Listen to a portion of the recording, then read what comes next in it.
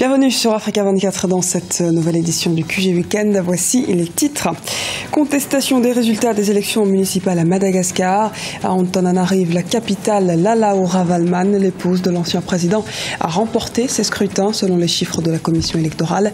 Mais sa concurrente, Lalatiana Rakoton-Drazafi, candidate arrivée deuxième, conteste cette victoire devant la justice.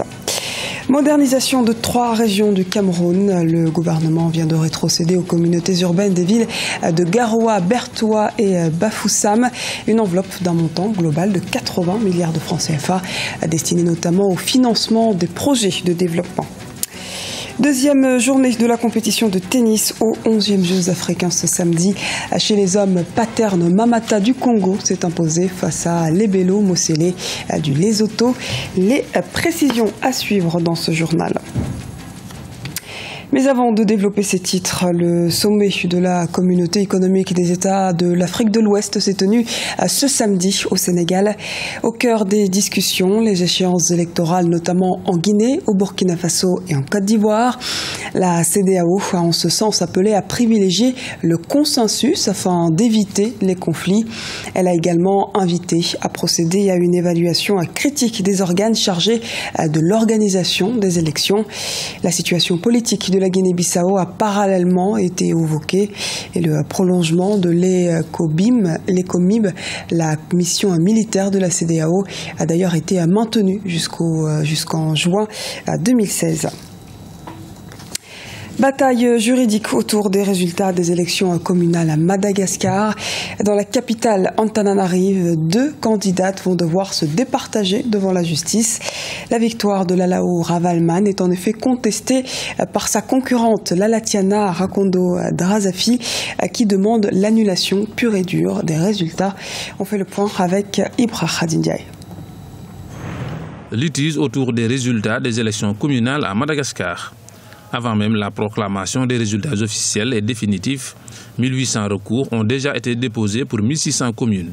À Antananarivo, la victoire de Lalao Ravalomanan, l'épouse de l'ancien président Marc Ravalman, annoncée par la commission électorale et contestée par sa concurrente Lalatiana Rakoton-Drazafi, affiliée à l'ancien président André Rajoel. C'est le mot Neni qui signifie maman qui est au cœur de la polémique. Les dispositions légales en la matière stipulent très clairement que ni le nom, ni le prénom, ni la photo ne peuvent être utilisés sur le logo, ce qui signifie qu'il ne devrait y avoir aucun signe distinctif sur le logo qui sera utilisé dans le bulletin unique et nous pensons que le mot Neni est un signe distinctif.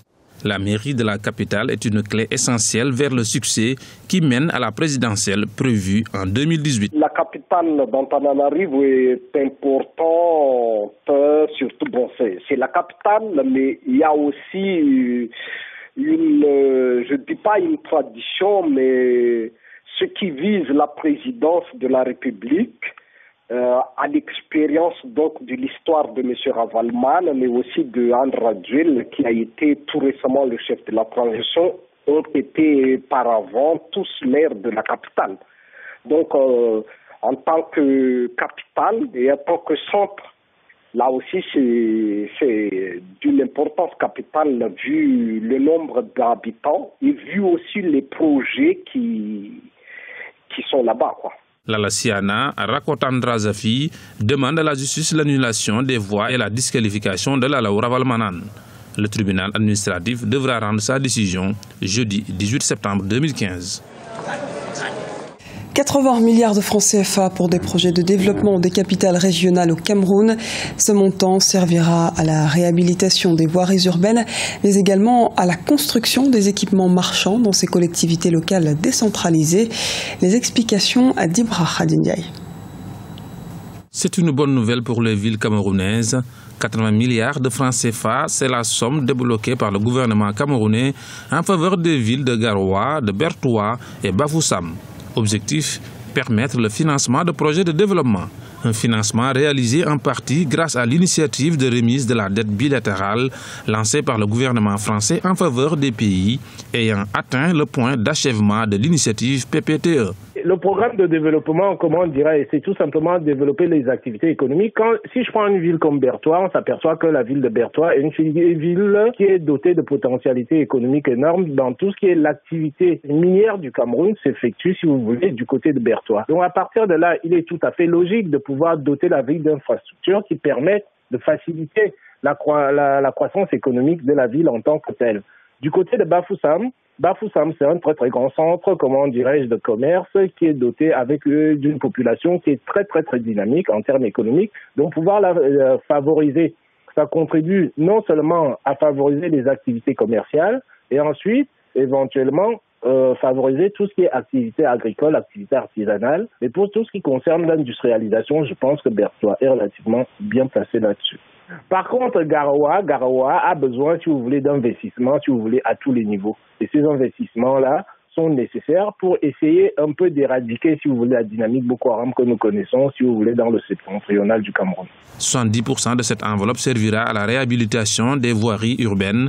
Le reste de ce budget est consacré à la construction des équipements marchands dans ces collectivités locales décentralisées, mais également à l'aménagement des espaces verts. Plusieurs raisons semblent expliquer le choix de ces trois villes.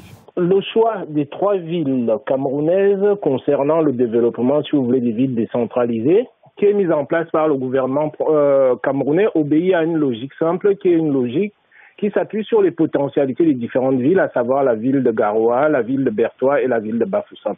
Ce sont des villes qui sont dotées d'un potentiel économique qui est relativement important. Surtout, la ville de Bafoussam et la ville de Bertoua sont dotées, si vous voulez, de potentialités qui sont beaucoup plus importantes que les potentialités de Garoua. Garoua est une ville qui a été un peu délaissée tous ces derniers temps aussi par l'État camerounais. Ce financement rentre dans le cadre du projet dénommé Capitale régionale, mis en place par l'État camerounais afin d'améliorer les conditions de vie des populations. Le nombre d'enfants qui meurent avant l'âge de 5 ans s'élève actuellement à 5,9 millions par an dans le monde, soit une baisse de 53% depuis 1990. Baisse qui se manifeste également en République démocratique du Congo, où la mortalité infantile a chuté de 30% ces 7 dernières années, selon le rapport mondial de l'agence onusienne UNICEF. En 2007, 148 enfants sur 1000 mouraient et le chiffre est tombé à 104 l'année dernière. À l'origine de ces bons résultats, les campagnes de vaccination plus assidues, la distribution de moustiquaires imprégnés ou encore la promotion de l'allaitement.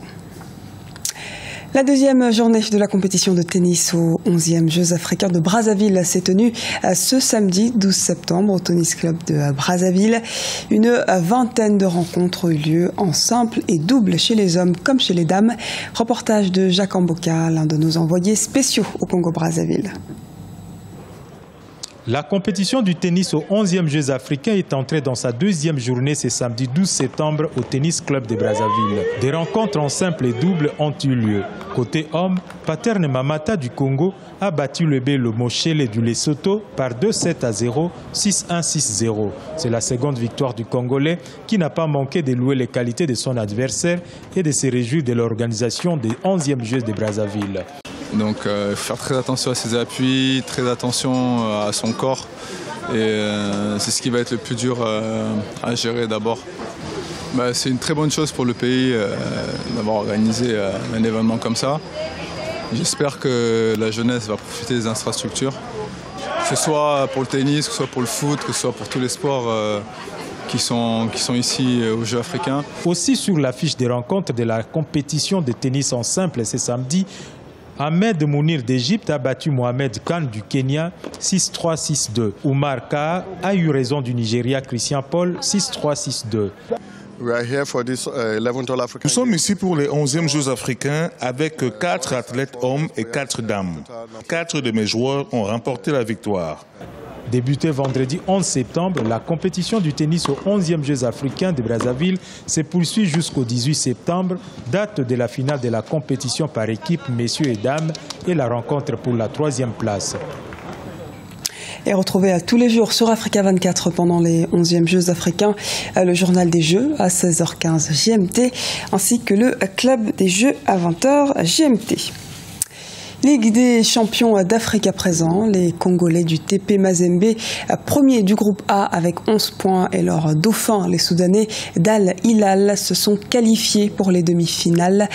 Ces équipes rejoignent l'USM d'Alger et les Soudanais d'Al-Mérique qui ont également obtenu leur ticket lors des journées précédentes. Les demi-finales TP Mazembe, Al-Mérique et USM Alger Al Hilal par match aller-retour auront lieu les 25 septembre et 2 octobre 2015.